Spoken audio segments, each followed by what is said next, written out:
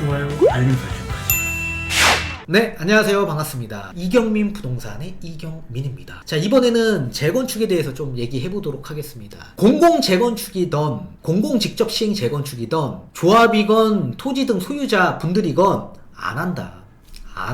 절대 안 할 겁니다. 민간주도 사업, 사유 재산을 왜 공기업에게 재산권을 침해하면서 박탈하면서 소유권을 왜 그들에게 넘겨줘야 되는지 아마 이해가 안 되실 겁니다.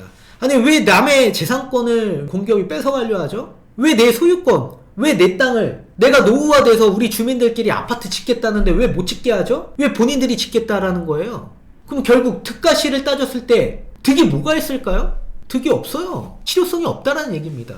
자, 그 가장 큰 이유는 주택의 유형이 완전히 다르기 때문이에요. 재개발과 비교했을 때. 죄송한 얘기지만 재개발 같은 경우에는 지분도 작고 소형주택이 많다 보니까 집값이 워낙 작게 형성될 수밖에 없는 반면에 재건축 같은 경우에는 주택의 유형 자체가 아파트죠. 아파트.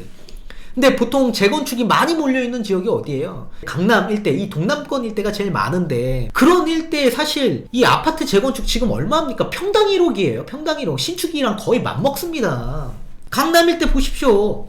재건축 이렇게 낡아 빠진 아파트가 지금 20억이 그냥 넘어가는 이런 수준에서 이렇게 낡은 아파트에 실수요가 많겠습니까? 실거주 하시는 분들 당연히 있을 수 있겠지만 대부분의 70% 정도가 투자자예요.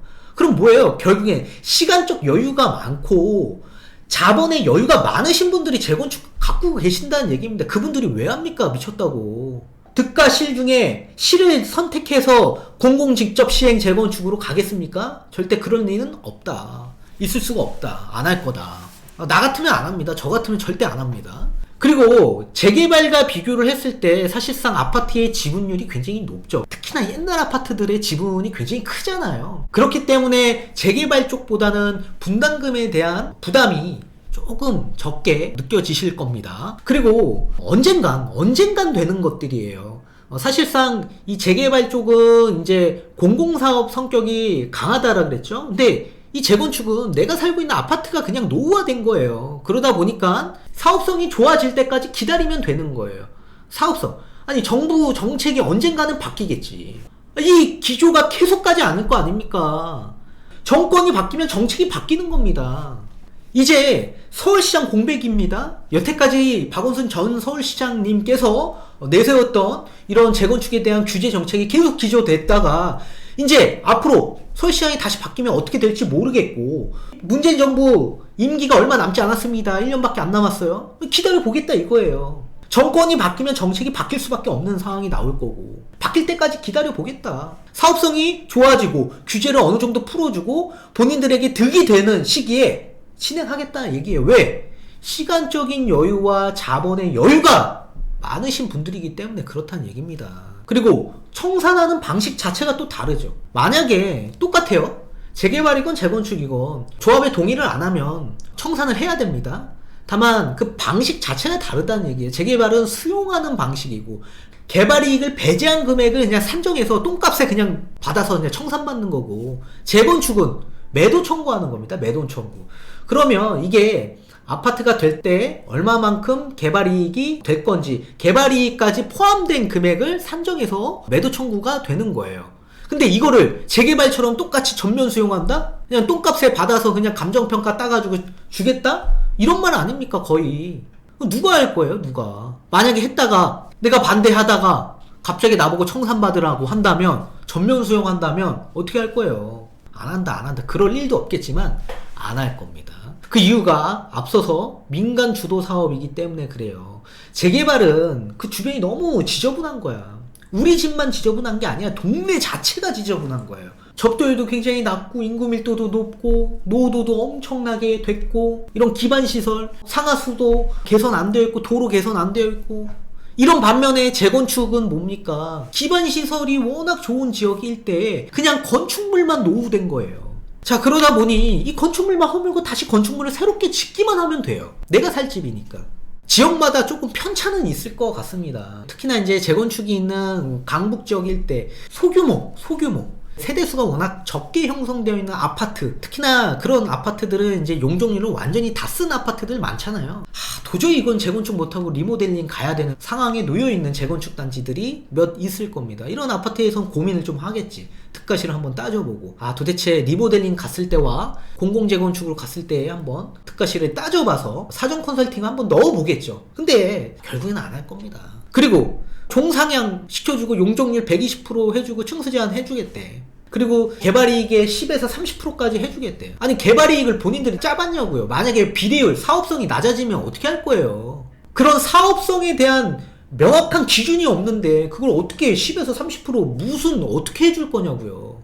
안 해준다. 모른다. 이분들을 명확하지 않는 걸 할 리가 없죠. 그죠? 지금 박원순 시장 때문에 35층으로 제한된 거 아닙니까? 정책이 정권이 바뀌면 또 바뀔 수 있다고 기다려본다고 이분들은. 못하러 내 재산권 침해하면서 소유권 없이 그렇게 넘기냐고요. 임대료 비율도 10에서 15% 원래 해야 되는데 5% 10% 고작 이거밖에 안 돼요. 분양가 상한제 아직도 적용돼요. 이 재건축에 혜택을 준 게 두 가지가 있습니다. 2년 거주 의무와 재건축 초과이익 환수제 미적용시켜 주겠다라는 건데 2020년 작년이죠. 12월 말까지 도정법이 개정되기 전까지 조합 설립 인가 신청 안 한 아파트들은 무조건 빼박으로 2년 거주해야 됩니다. 근데 2년 거주는 뭐커녕 지금 안전진단을 엄청 강화했습니다. 안전진단을. 그러니까 조합 설립 인가 아직 안 난 아파트들은 아직도 사업 속도가 느려져 있는 상황에서 아니 뭐 패스트트랙 도입이건 뭐건 뭔 상관이 지금 안전진단 걱정을 하고 있어야 될 판인데 안전진단을 이렇게 강화했는데 무슨 재건축 2년 거주면 이거 나중에 정책 바뀌고 정권 바뀌면 바뀔 건데 뭘 이걸 지금부터 걱정하고 있어요. 지금 바로 앞에 놓여있는 안전진단 걱정해야지. 안 그렇습니까? 이렇게 낡은 아파트들 안전진단 지금보다 훨씬 더 강화하면 누가 진행합니까? 아직 조합 설립도 안 나 있는 상황에서 조합이 아직 구성도 안 되어 있어요. 이런 상황에서 뭘 지금 2년 거주를 누가 걱정하고 있어? 누가 걱정할 거예요 지금? 조합 설립인가 신청 안 한 아파트들 지금 얼마나 많은데 지금 2년 거주를 걱정할 게 아니라 지금 안전진단 걱정하고 있다고요. 이걸 해줘야지 뭘 2년 거주 걱정하고 있지. 안 그렇습니까? 그리고 재건축 초과이익 환수제 이거 2018년 1월 2일 이후에 관리처분인가 신청 단지부터 적용시켜 주는 거였죠. 재초안 이것도 마찬가지예요. 정책과 정권에 연관되어 있는 상황이고 재초안 예전에도 있었다가 또 폐지하고 또 다시 생기고 이런 거 아닙니까? 정책에 따라서. 그리고 만약에 시장 상황이 좋지 않으면 이 재초안 없어져요. 부동산 시장이 좋지 않아지면 이거 없어진다고. 기다리면 돼요 이런 분들. 뭘 그 재초안 걱정하고 있어. 이게 바로 될 것도 아닌데. 민간이 주도하는 이런 재건축 단지 바로 시행됩니까? 바로 시행되지도 않잖아요. 그러니까 기다리면 돼요 이분들. 따라서 재건축과 재개발은 좀 완전히 비슷하면서도 다르다. 왜요? 주택의 유형이 완전히 다른 상품이고 그리고 이렇게 소유자분들의 성향이 좀 다르다. 저는 이 공공이 직접 시행하는 재건축은 제가 볼 땐 죽어도 안 할 것 같습니다.